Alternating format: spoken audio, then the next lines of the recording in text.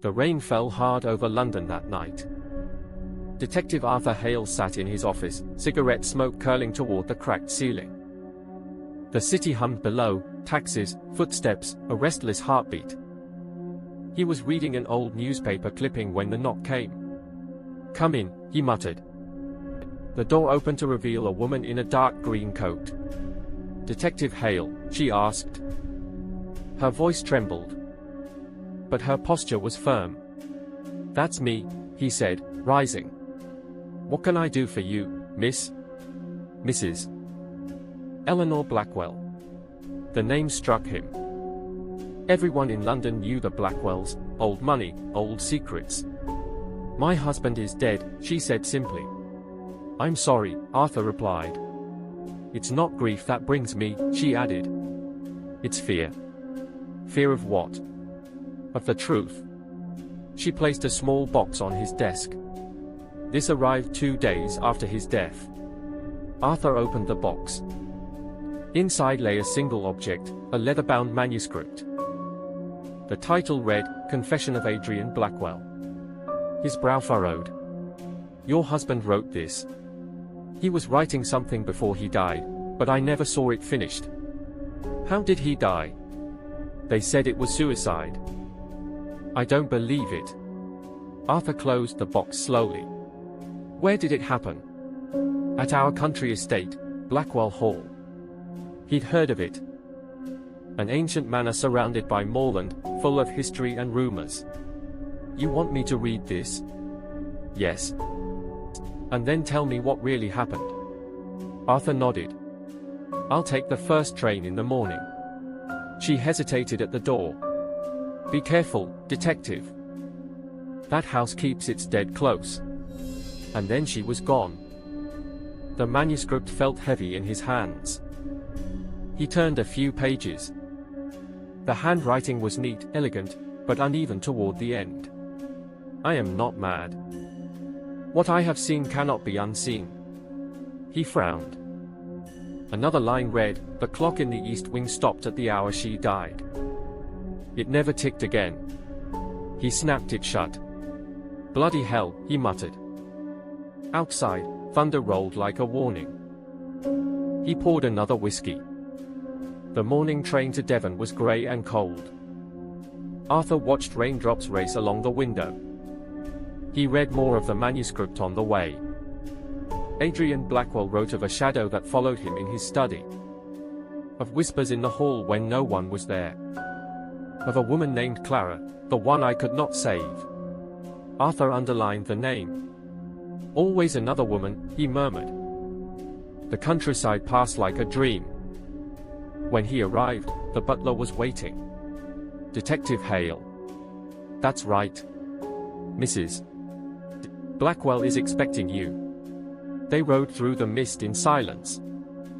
The hall appeared suddenly, vast and grey against the moor. Ivy crawled up its walls like veins. "Cheerful place," Arthur muttered. The butler did not smile. Inside, the air was heavy with dust and candle wax. Eleanor met him at the staircase. "Thank you for coming," she said. "You'll want to see his study first." Arthur followed her down a long corridor. Portraits stared down, generations of Blackwells. The study door creaked open. The scent of tobacco and old paper filled the room. "No one's touched anything since that night," she said. "And that was when?" 3 weeks ago." He nodded. The desk was cluttered with notes. A pen lay snapped in half. A dark stain marked the rug. "Blood?" he asked. "No," she said. "Ink?" How poetic. Adrian always said ink and blood are the same, both reveal the truth. Arthur knelt to examine the floor. Beneath the desk, he found something glinting. A small brass key. "Does this belong to him?" Eleanor frowned. "It might." He kept a cabinet locked. "Where?" "Behind that portrait." He pushed it aside and found a safe built into the wall. The key fit perfectly. Inside were papers and a photograph. A woman, young, smiling, standing by the lake. On the back, Clara, 1922. Who is she? No one, Eleanor said too quickly. You sure about that? She died years ago. Drowned on the estate. And your husband was alive then? He was a boy. And yet he kept her picture. Her silence answered for her. Arthur pocketed the photo. I'll need to see that lake. The grounds were vast and unwelcoming. The lake sat still as glass under the afternoon sky. She drowned here, he asked the gardener. The old man nodded. They say she fell. But some say she was pushed. Who pushed her? Depends on which ghost you ask. Arthur smirked. Everyone in this town loves a good haunting. The gardener didn't laugh. Back in the study, Arthur examined the manuscript again. She calls from the lake at night. Her reflection moves when mine does not. He lit a cigarette. Clara again, he muttered. The next line stopped him cold. If anyone finds this, tell Eleanor I forgive her. He stared at the words. Eleanor? The wife he'd supposedly loved? Interesting, he whispered. That evening, he dined with her. She spoke little, ate less. The candlelight softened her face but not her eyes. You've read some of it, she said. Enough. And what do you think? I think your husband was afraid of something. He was afraid of himself. Did he have reason to be? Don't we all, detective? Later, Arthur couldn't sleep. The wind moaned through the chimneys. He rose and walked the corridor. A faint sound stopped him, piano music. Coming from below.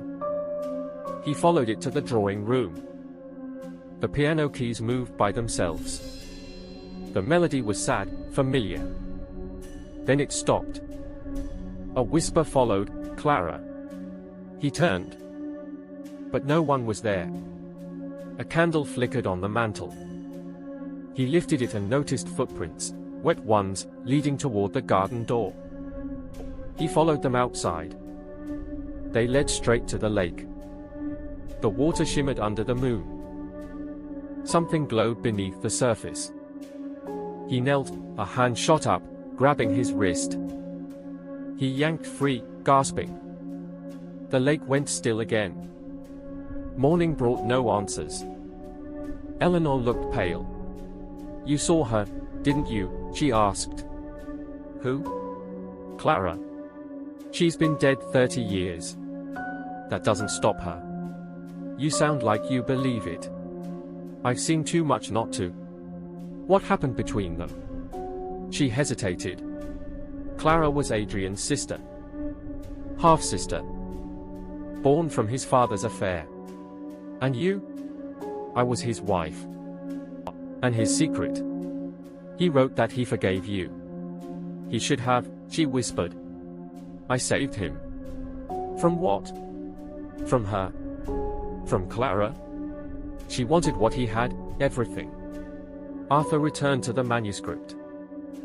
The final pages were blurred with water damage.